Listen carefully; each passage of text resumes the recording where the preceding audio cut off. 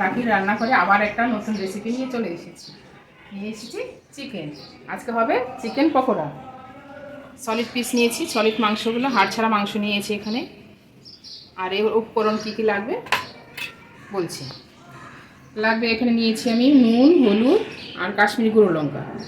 আর এখানে নিয়েছি অল্প হাফ চা চামচ গোলমরিচ গুঁড়ো। আর নিয়েছি আদা বাটা। আর এখানে নিয়েছি রসুন আর কাঁচা লঙ্কা বাটা বেটে নিয়েছি। আর এখানে 2-4 চামচ মতো নিয়েছি কর্নফ্লাওয়ার। আর লাগবে চালের গুঁড়ো। আর একটু লেবু নিয়েছি, গন্ধরাজ লেবু। আর একটা ডিম লাগবে। এতেই হয়ে যাবে চিকেন পকোড়া। এবার চিকেনটা ভালো করে ম্যারিনেট করে রেখে দিতে হবে 1 ঘন্টা। এতে এক এক করে সব উপকরণগুলো দিয়ে দিচ্ছি নুন, হলুদ আর কাশ্মীরি গুঁড়ো লঙ্কাটা দিয়ে দিচ্ছি। দিয়ে দেবো গোলমরিচ গুঁড়ো, আদা বাটাটাও দিয়ে দেবো 1 চা চামচ মতো। আর দিয়ে দেবো রসুন আর কাঁচা লঙ্কা বাটা। এবার দিয়ে দেবো কর্নফ্লাওয়ার। আর দিয়ে দেবো চালের গুঁড়ো। এবার ডিমটা দিয়ে দেবো।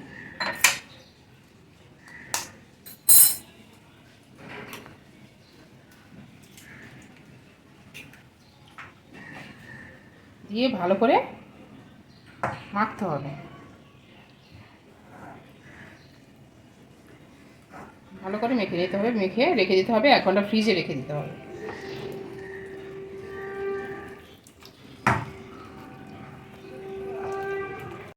ভালো করে মাখা হয়ে গেছে। এবার দিয়ে দেবো লেবুর রসটা। লেবুটা পুরো রসটা দিয়ে দেবো। 1 চা চামচ মতো দিলেই হয়ে যাবে। আর লেবু না থাকলে ভিনেগার থাকলে ভিনেগারও দিতে পারেন আপনারা। আমি লেবুটা ছিল তাই লেবুটাই দিয়ে দিচ্ছি। দিয়ে ভালো করে আরেকটু মেখে রেখে দেবো। রেখে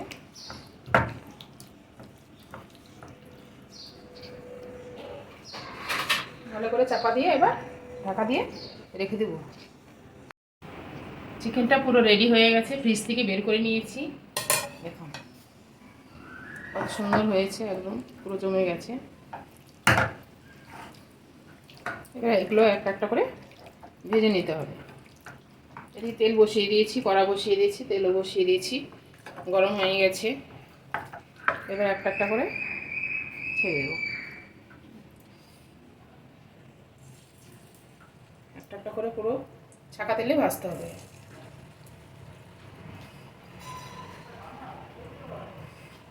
খেতে ভালো হবে সন্ধ্যাবেলা স্ন্যাক্স। সন্ধ্যাবেলা চিকেন পকোড়া খেতে খুব মজা হবে, ছেলেদের খুব আনন্দ হচ্ছে। এরকম হলে কখন থেকে বলছে মা কখন ভাজবে, কখন ভিডিও করবে।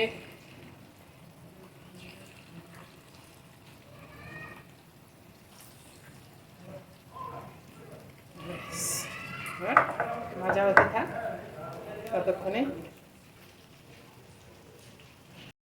একটু হালকা করে ভাজা হয়েছে, এবার নামিয়ে নেব। এতটা লাল করে ভাজবো না, প্রথমে হালকা করে ভেজে নামিয়ে নেব। তারপরে আবার ভেজে নেব, তাহলে এটা ক্রিসপি হবে, খেতে আরও টেস্টি হবে। এরকম করে নামিয়ে নেব।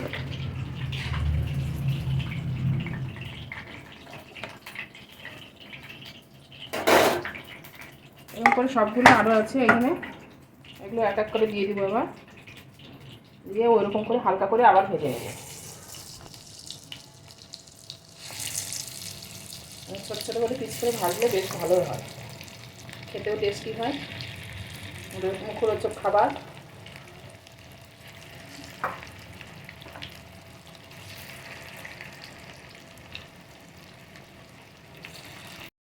সবগুলো ভাজা হয়ে গেছে, এগুলো নামিয়ে নিয়েছি। এবার এগুলো আবার ভেজে নেব, হাফ করে আবার ভেজে নেব।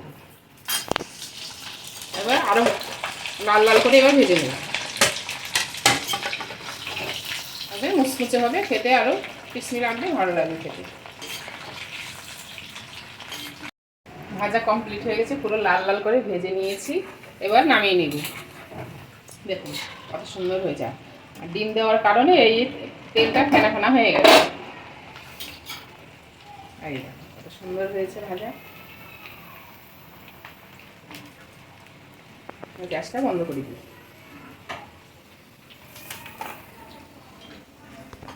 এটা খেতেও ভালো লাগবে, এখন চার সঙ্গে খাওয়া দাওয়া হবে। চা আর চিকেন পকোড়া দারুণ জমে যাবে আজকের সন্ধ্যাটা।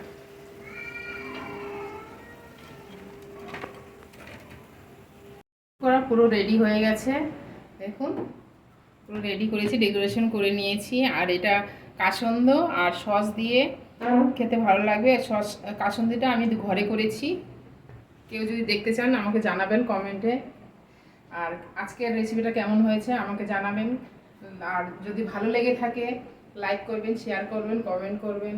আর ফেসবুক থেকে যারা দেখবেন তারা ফলো করবেন, আর ইউটিউব থেকে যারা দেখে থাকছেন তারা সাবস্ক্রাইব করে দিবেন।